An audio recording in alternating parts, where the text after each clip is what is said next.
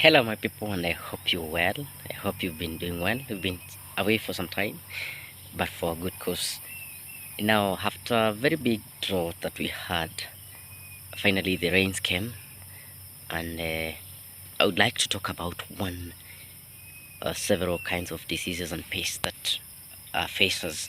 Now, from the drought, this a very notorious disease that has just come up, especially on vegetables and capsicum. So, I want to talk about basically thrips and rust, and show of course the difference between a thrips and a blight. They could be the same because most or both have the leaves curling. So thrips, the first sign that thrips are there, or the condition that are going to favor thrips, one is when it is very dry, very hot, there's less water, especially during the drought, and there's a lot of dust. Those are ideal conditions for thrips to thrive, whether it is on vegetables, whether it is on your maize and such. So what are the signs that your crops have been invested by thrips, and what can you do to make sure that you counter that? Number one, for capsicum. Now look at this. This leaf doesn't look green. There are some patches that are there. These are as a result of thrips. Good leaves will look like these ones I have here. You can look at them, that they are smooth. You can have one here, just here. So this leaf is smooth. Looking at it, it's very smooth, and it doesn't have patches. Blight does not cause that discoloration, but thrips bring about discoloration. The common thing about thrips and blight is there will be curling of leaves. They will all curl, but blight does not take away the green coloring matter. Thrips destroy that leaf completely, and it cannot manufacture its food. So the best way actually it is to control thrips at the entrance. When you see the first sign of discoloration, however small it may be, then go and spray the insecticides that are required there. You can still do, we have this green life insecticides that we have, and pesticides. You can do profile, you can mix it with Ridomil Gold. That one will act for both blight and thrips at the same time. So there's also Octiva from Syngenta. It still does well. It can even do both thrips and also blight at the same time. So most of these insecticides can be used interchangeably. There's no one that specifically cures something. Now thrips are dangerous because they destroy the fruit. Look at this capsule. This is hoho. Look at its color. It has been completely discolored. It is not as green as this one, because this one, now when you look at this is green. This is green. That's how hoho should be. But when it becomes this way, then the thrips completely destroy the quality of your produce. So you cannot even sell at all. This cannot be consumed out there unless you do it in your house. So those are thrips. The first thing, and as I said before, is scout for these diseases. Manage them as early as possible, because for thrips, when these leaves are completely, because like this one, it dries up like this. These are thrips. However much you spray, when it is already discolored, it will never change the color. But you can always, there's always hope. When the new leaves come, continue spraying and make sure you take care of the new leaves, and they'll still be healthy. But it takes a lot of dedication, especially when it is at this stage, or the stage that I just shown you here. The one that we just had is one.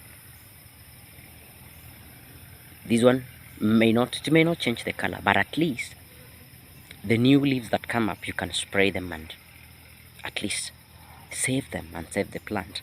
And also make sure that the deformation of the fruits, because that is another thing that thrips do, your fruits are not deformed, they don't look nice. So you can keep that quality. When the new flowers come and new leaves come, continue spraying at least an interval of 10 days, whether you're using Ridomil Gold together with Profile or Octiva together with Ridomil Gold. You can still alternate that. Some people still use Escort, although Escort is more of this pest, but it still works. Ridomil and Profile, I think I can recommend that. Now, of course, there are other products that you can have, but you can have two and alternate every 10 days, 7 to 10 days interval. That still works until the leaves can clear until they're healthy enough. Now, number two, there's this rust that comes to attack our vegetables. Look at this. This is spinach, and you can see the way it has been. This is now leaf rust. Call it rust. This especially comes in these fungi or fungi that affects these plants, especially when there is high humidity, especially now that it is raining. So you can spray also, of course. There are fungicides that can be used to spray this. You have to do that. Otherwise, the quality of your spinach, your scoma will be affected, especially the spinach. They are notoriously affected. So when it is at, when the start of the rust comes in, that's the time to spray, so that it doesn't come to this extreme. Actually, the more extreme is this. This one is completely done. This one cannot be restored. So the best way, the first signs of rust, when you get the first signs of rust, go get a spray and then keep it safe from it advancing to irreplaceable or irreversible conditions or state that may really affect the quality of your product. But basically, farming is not very that simple. You have to keep on scouting. You have to make sure you monitor any slight change on your crop, and that's why we talk about scouting early in the morning, in the evenings.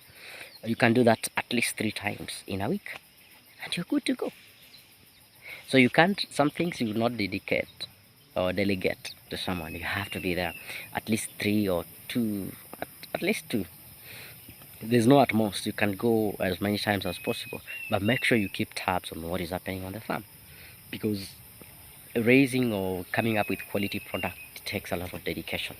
Like now we are faced with a lot of issues, the economic strains that we have, issues of sales and marketing. We still have challenges on that, but you have to press on, because when you decide to be a farmer, then you take up a lot of tough things that you have to do, and pests and diseases is something that you cannot ignore. So make sure you control thrips and rust early enough, and you'll not have any problem, or you're not going to lead to poor quality produce.